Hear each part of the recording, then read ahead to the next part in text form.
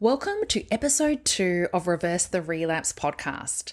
Today we are talking about stop outsourcing your success after weight loss surgery. You're in the right place if you're ready to stop the sabotage and weight regain post weight loss surgery and start losing again. Hi, I'm Georgie Beams. I'm a psychologist who specializes in the area of emotional eating, sabotage, and weight regain for weight loss surgery patients. I work both in a weight loss surgery clinic as well as supporting women online to reverse the relapse. I honestly believe that psychology should be a mandatory part of everyone's weight loss surgery journey. Your body has had an upgrade to version 2.0 after surgery, but your mind has been operating at version 1.0. You're here to update your mind to match your body and get back on your weight loss path, and I'm here to help you. Okay, so let's talk all things outsourcing your success, okay? Now, to get to and maintain your ideal weight, you must be 100% responsible for all of your behaviors and your results. So where I want to start off is for you to take stock of where you're at right now, okay? Now, I have a PDF document for you in the resources section. And I have these models in here, so you can go in and download that during the podcast or after the podcast, which is really going to help you. So the first thing that we want to do is really take stock of where your mindset is right now. And I see this way too often of many women wanting to outsource their success. They want some things done to them rather than really step into their personal power and make things happen themselves. And I had a client situation, which is not uncommon, where I had my first session with a client, which was meet and greet and taking all of the history. So I had a really good understanding and about, why they were where they were and what was driving their eating, etc. And then I came up with a plan. And so the next session, which was in 2 weeks' time, I said to her, okay, great. So we're going to start to rewire your brain around chocolate in 2 weeks' time. And, after this session, your cravings are literally going to disappear. And she was really honest with me. And she said, okay, well, I'm just going to keep eating. I don't need to do anything. I'm just going to keep eating the way that I've been eating and have the chocolate. And then once you do that thing to me, after that, then I'll change. And this is coming from a position of feeling disempowered, okay? Of it's up to someone else to fix me, It's a blaming mentality. And so I want you to get really clear about where is your mentality at the moment. So if you imagine a continuum and down one end you have a victim mentality. Now, that's not to say that you are a victim. It just means that in this area of your life, it's more leaning towards a victim mentality, which, we're all human beings, right? Versus down the other end, being 100% responsible for all of our behaviors, everything that we eat, our weight, our results, etc. Now, this isn't a blame and shame exercise. This is actually just you getting really honest with yourself and, just to take stock and say, where am I right now? Because we can only change what we accept, okay? So if we are in a blame mentality, if we are in a I'll start tomorrow mentality, which is so common. Another one is, why is this happening to me? Why didn't the surgery fix this? It's so unfair. Or even I'm a lost cause, like I'm broken, like I've still had surgery and I can't sort this out, right? So if you are anywhere sort of sounding like that, then we really need to actually shift it up to the other end of the continuum to take 100% responsibility. Because whilst you are engaging in those type of thoughts around, I'll start tomorrow, this is so unfair, I've just been on Instagram and, Stephanie's posted these amazing photos and she's lost more weight than me, but we started at the same time. Is this sounding familiar? It renders us powerless, and we can't actually come to a place of positive change if we are powerless, okay? So the first thing to do is actually to check in with ourselves. Where am I now?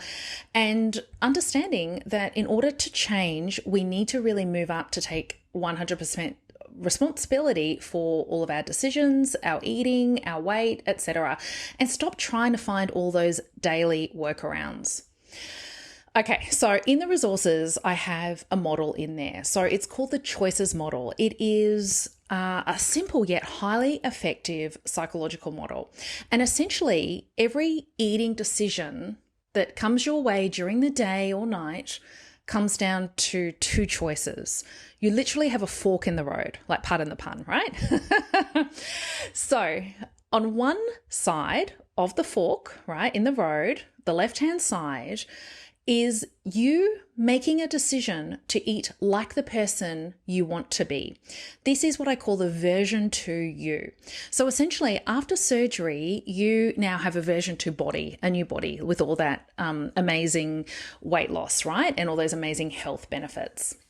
However, if you've been engaging in self-sabotage, if your weight has plateaued or you have regained the weight, your mind is at version 1, but your body is at version 2, right? So in order to stop the sabotage, stop the regain, we need to reboot, we need to upgrade your mind to match your body. So we need your mind to upgrade to version 2 as well.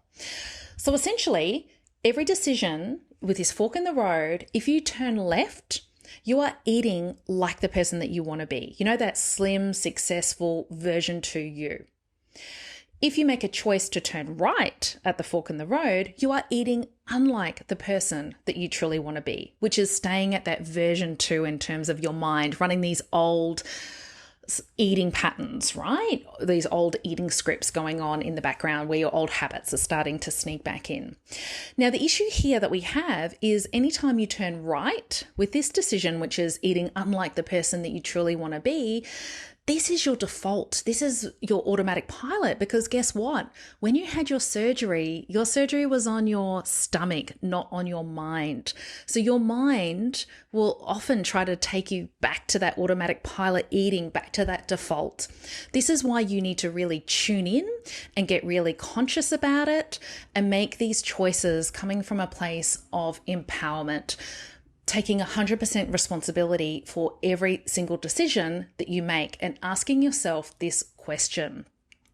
You know, do I want to eat like the person I want to be, or do I want to eat unlike the person that I want to be? Now, here's the thing about change. Often we are wanting this massive, big epiphany to come our way. We just want to find that one thing that we just haven't found yet that is going to fix everything for us. I've been there myself, right? I was pretty much trying to find that one diet that I just hadn't found before, even though I tried so many in the past that hadn't worked. It didn't matter. And it's just fantasy thinking, because that one thing does not exist. So please stop looking for that one thing. How change happens, and we're talking about sustainable change, is by taking consistent baby steps forward. It's about you. Every time you have a decision in front of you when it comes to food, and even your thoughts and your feelings, because you still have choices and influence over them, is for you to keep taking that left-hand turn, keep eating like the person that you want to be, that version 2 you. Now, it's unsexy and it's boring, right? Taking these small baby steps forward, but it is so incredibly critical to your success. So your takeaway transformation is each of your eating decisions. Anytime you're thinking about eating, whether that's, a craving that might appear, or even eating for physical hunger, and we'll talk about that in future episodes as well, is I want you to think, and question, am I moving toward my version 1? Or am I moving towards my version 2 today? So remember, that left-hand turn, that fork in the road, is eating like the person that you want to be. The right-hand turn is eating unlike the person that you want to be. And that is where, we stay in that weight regain and self-sabotage mode. So I hope that has been helpful. You have the resources in the PDF download. Try that for every time that you have a thought around hunger. I want you to check in and ask yourself that question. I would love to hear how you go with this takeaway transformation.